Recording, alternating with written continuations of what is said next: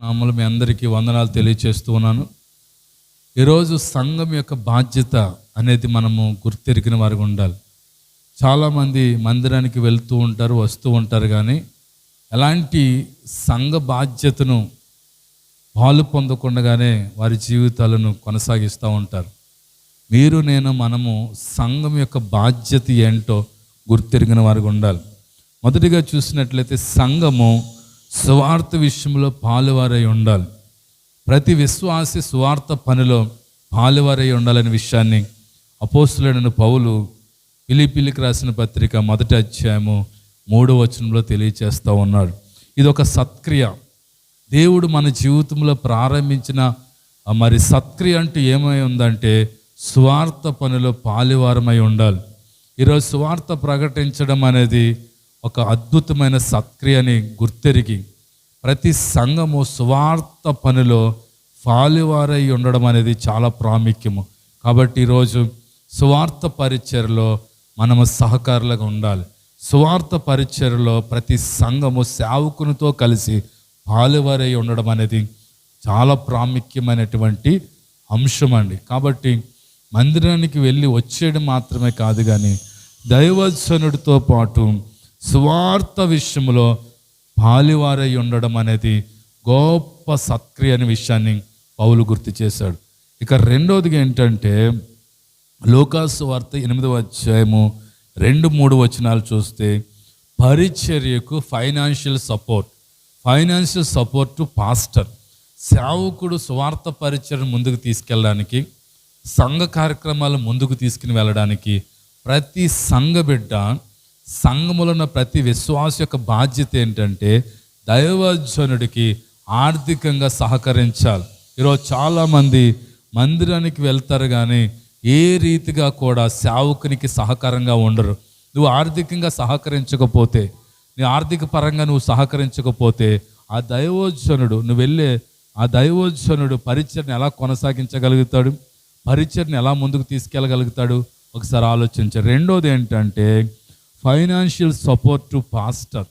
ప్రతి విశ్వాసి, ప్రతి సంఘ బిడ్డ నువ్వు వెళుతున్న మందిరములో ఉన్న సేవకునికి, ఎక్కడో ఆన్లైన్లో చూస్తున్న వారికి కాదు, టీవీ పరిచయలో వస్తున్న వారికి కాదు, నువ్వు వెళుతున్న మందిరమునకు, నువ్వు ఏ మందిరములో అయితే విశ్వాసగా ఉన్నావో, ఏ మందిరములో అయితే నువ్వు సంఘ బిడ్డగా ఉన్నావో ఆ దైవజనుడికి ఫైనాన్షియల్గా నువ్వు సపోర్ట్ ఇవ్వాలి తప్ప ఎక్కడో ఉండి ఆన్లైన్లో బోధిస్తున్న సేవకునికి నువ్వు కానుకలు పంపిస్తూ, నీ దశమ భాగాలు పంపిస్తూ ఉంటే నీ సేవకుడు పరిచర్యను ముందుకు తీసుకుని వెళ్ళాడు. అందుకనే లూకాసు వార్త 8వ అధ్యాయము 2-3 వచనాలు చూసినట్లయితే వెంటనే ఆయన దేవుని రాజ్య సువార్త తెలుపుచు ప్రకటించుచు ప్రతి పట్టణములోను ప్రతి గ్రామములను సంచారము చేయుచుండగా, యేసు ప్రభు కాలంలో కూడా యేసు ప్రభు దేవుని రాజ్య సువార్తను తీసుకువెళ్తున్నప్పుడు కొంతమంది స్త్రీలై ఉండొచ్చు, దెయ్యాలు పట్టిన వారు విడుదల పొంది అపవిత్రాత్మల చేత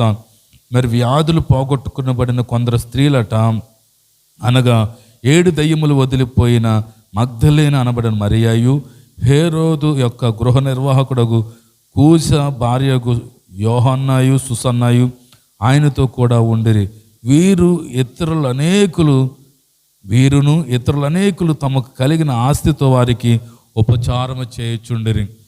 పరిచర్య, దేవుని రాజ్య సువార్త వ్యాపించాలంటే మొదటిది నువ్వు సువార్త పరిచర్యలో పాలువాడవడం, రెండోది సువార్త పరిచర్యకు, సేవకునికి, దేవుని రాజ్య సువార్తకు ప్రోత్సహించే వ్యక్తిగా నువ్వు ఉండాలనే విషయాన్ని దేవుడు గుర్తు చేస్తూ ఉన్నాడు. ఇంకా చూసినట్లయితే ఫిలిప్పీలకు రాసిన పత్రిక 4వ అధ్యాయము 18వ వచనంలో చూసినట్లయితే అద్భుతమైన ఒక మాట ఉంటుంది. నాకు సమస్తము సమృద్ధిగా కలిగి ఉన్నది, మీరు పంపిన వస్తువులు యపోప్రదిత వలన పుచ్చుకుని ఏమీ తక్కువ లేకున్నాను. అవి మనోహరమైన సువాసనయు దేవునికి ప్రీతికరమును ఇష్టమునైన యాగములై ఉన్నవి. కాబట్టి దైవజనుడైనటువంటి అపోస్తలుడైనటువంటి పౌలు కూడా అదే చెప్తుంది. మీరు పంపిన వస్తువులు ఎలా ఉన్నాయట? సువాసనగా ఉన్నాయట. అవి మనోహరమైన సువాసనయు దేవునికి ప్రీతికరమును ఇష్టమునైన. ఫిలిప్పీలకు రాసిన పత్రిక 4వ అధ్యాయం 18వ వచనంలో చూసినట్లయితే అపోస్తలుడైన పౌలు అంటున్నాడు, మీరు పంపిన వస్తువులు ఎపఫ్రొదితు వలన పంపిన వస్తువులు ఎలా ఉన్నాయట, పుచ్చుకుని ఏమీ తక్కువ లేకున్నాను. అవి మనోహరమైన సువాసనయు దేవునికి ప్రీతికరమును ఇష్టమునైన యాగములై ఉన్నవి. రెండోది ఏంటంటే, మనము దేవుని మందిరములో దేవుని సేవకునికి ఇచ్చేవి అవి దేవుని దృష్టికి ఎలా ఉన్నాయట, మనోహరమైన సువాసన గల ప్రీతికరమైనటువంటి యాగములై ఉన్నవని రాయబడింది. కాబట్టి ఈరోజు రెండోది ఏంటంటే ఫైనాన్షియల్ సపోర్ట్ టు ఫాస్టర్. నువ్వు ఏ మందిరానికి వెళ్తున్నావో ఆ దైవజనుడికి ఆర్థికంగా నువ్వు సహకరిస్తున్నప్పుడు ఆ వ్యక్తి దేవుని రాజ్యమును వ్యాప్తి చేస్తూ దేవుని రాజ్యము కొరకు ప్రయాసపడుతున్నప్పుడు నీ చేత దేవునికి ఇవ్వబడినటువంటి అర్పణలు కానీ అవన్నీ కూడా ఎలా ఉంటాయట, దేవుని దృష్టికి ప్రీతికరమైన మనోహరమైన సువాసన గల ప్రీతికరమైన యాగములై ఉన్నాయని రాయబడి ఉంది. కాబట్టి ఇది రెండోది. మూడోది చూసినట్లయితే రెస్పెక్ట్ యువర్ పాస్టర్. ఈరోజు చాలామంది ఊర్లో ఉన్న సేవకులందరినీ గౌరవిస్తారు కానీ వారి సొంత కాపరిని, సొంత దైవజనుని గౌరవించరు. ఏ సంఘానికి వెళ్తున్నావో, ఏ దైవజనుడి చేతను బోధించబడుతున్నావో, ఏ సేవకుడి చేతను ఉపదేశించబడుతున్నావో, ఏ దైవజనుడి చేత నువ్వు భద్రపరచబడి ప్రార్థనలో కంచివేయబడుతుందో నీ దైవజనుని నువ్వు రెస్పెక్ట్ చేయాలి. ఈరోజు టీవీలో వచ్చే సేవకుల్ని, ఎక్కడో దూరం ఉన్న సేవకులను చూసి వారిని నువ్వు గౌరవిస్తున్నావు కానీ నీ మధ్యలో నీ గ్రామము కొరకు, నీ కుటుంబము కొరకు, నీ బిడ్డల కొరకు, నీ రక్షణ కొరకు, నీ క్షేమము కొరకు కన్నీళ్లు కార్చే నీ సొంత దైవజనుని, నీ సొంత సేవకుని, నీ స్థానిక కాపరిని ఏం చేయకూడదు తెలుసా, అగౌరవపరచకూడదు. కాబట్టి ఈరోజు చాలామంది చేసే తప్పు ఏంటంటే దేవుని సేవకుని, నీ కాపరిని విడిచిపెట్టి, నీ కొరకు కన్నీళ్లు కార్చే సేవకుని విడిచిపెట్టి ఎవరెవరినో గౌరవిస్తూ ఉంటా. అది మంచి పద్ధతి కాదు. Respect your pastor. అందుకనే మొదటి తెస్సలోనికీయులకు రాసిన పత్రిక 5వ అధ్యాయం 12వ వచనం, మరియు సహోదరులారా, మీలో ప్రయాసపడుచు ప్రభువునందు మీకు పైవారిగా ఉండి మీకు బుద్ధి చెప్పు వారిని మన్నన చేసి వారి పనిని బట్టి వారిని ప్రేమతో మిక్కిలి ఘనముగా ఎంచవలనని వేడుకొనుచున్నాము. చూసారా, ఎవరైతే మీ కొరకు ప్రయాసపడుతున్నారో, ఎవరైతే మీకు బుద్ధి చెప్పి మీ యొక్క జీవితాలను కడుతున్నారో, వారి పనిని బట్టి మీ క్షేమము కొరకు, మీ అభివృద్ధి కొరకు, మీ మేలు కొరకు ఎవరైతే, ఏ దైవజనుడైతే నీ కొరకు, నీ క్షేమము, నీ కుటుంబము ఆశీర్వాదం కొరకు ప్రయాసపడుతున్నారో ఆ దైవజనుని ఏం చేయాలి తెలుసా, గౌరవించాలి, రెస్పెక్ట్ చేయాలి. నీ సొంత దైవజనుని నీ ఆత్మ నష్టపరుచుకోకుండా, నీ ఆత్మను మరి కాపాడుతూ దేవునికి లెక్క అప్పచెప్పాలనే ఉద్దేశంతో మీ మధ్యలో ప్రయాసపడుతూ వర్షం అనక, ఎండనక, వ్యాధి వచ్చినా, జ్వరం వచ్చినా, ఏదైనా అయ్యో సంఘబిడ్డలు ఏమైపోతున్నారని చెప్పి మీ కొరకు ఎవరైతే ప్రయాసపడుతున్నారో ఆ దైవజనుని మీరేం చేయాలి తెలుసండి, గౌరవించాలి. మూడోది ఏంటంటే రెస్పెక్ట్ యువర్ పాస్టర్. మీ సేవకుని మీరు గౌరవించడం నేర్చుకోనండి. ఎక్కడో టీవీలో వచ్చే సేవకులు గౌరవించడం కాదు, కనిపించి ఎక్కడో టీవీలో చూస్తే కలర్ఫుల్గా కనిపిస్తూ ఉంటారు కానీ మీ ముందు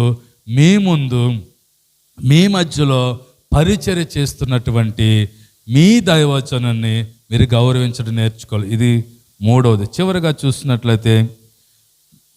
చూసినట్లయితే మిమ్మల్ని మీరు అప్పగించుకోవాలి దైవజనుడికి. మందిరానికి వెళ్తారు కొంతమంది, అప్పగించుకోవాలి.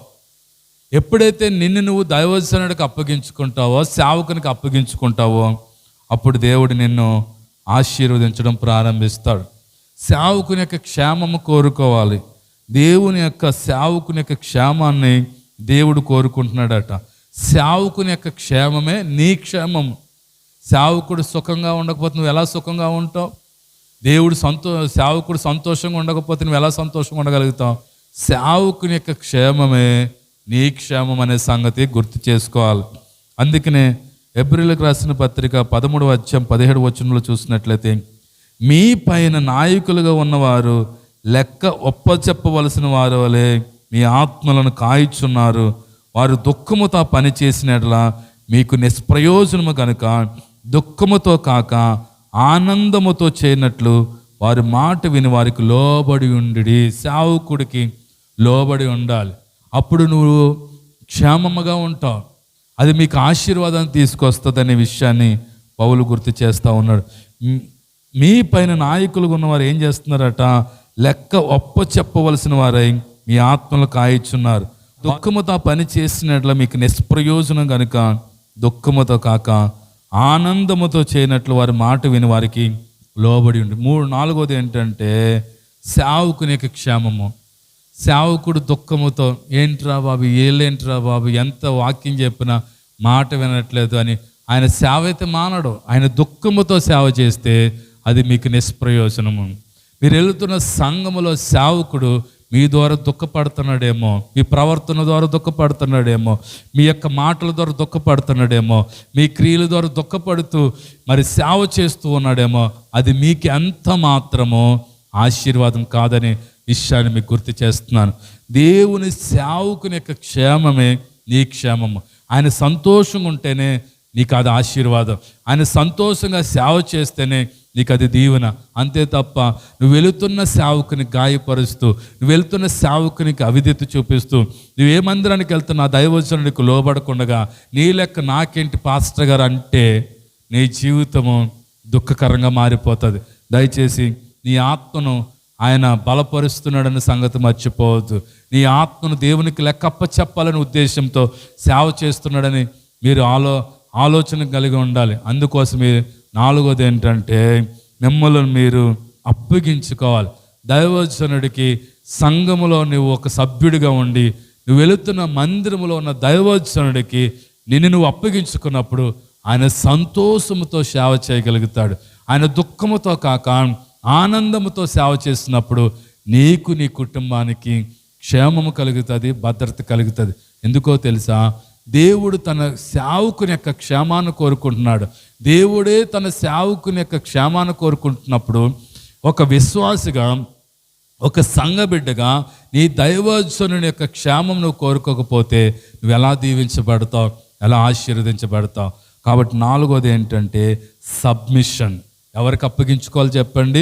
దైవజనుడికి నువ్వు అప్పగించుకున్నప్పుడు, ఆ దైవజనుడి మాట విన్నప్పుడు, దైవజనుడికి లోబడినప్పుడు ఖచ్చితంగా నీవు నీ ఇంటి వారు దీవించబడతారని, ఆశీర్వించబడతారని తెలియచేస్తూ ఈ కొద్ది మాటలు మన వెనుకడిలో దేవుడు దీవించి ఆశీర్వదించును గాక. God bless you. ప్రభు మిమ్మల్ని, మీ కుటుంబాలను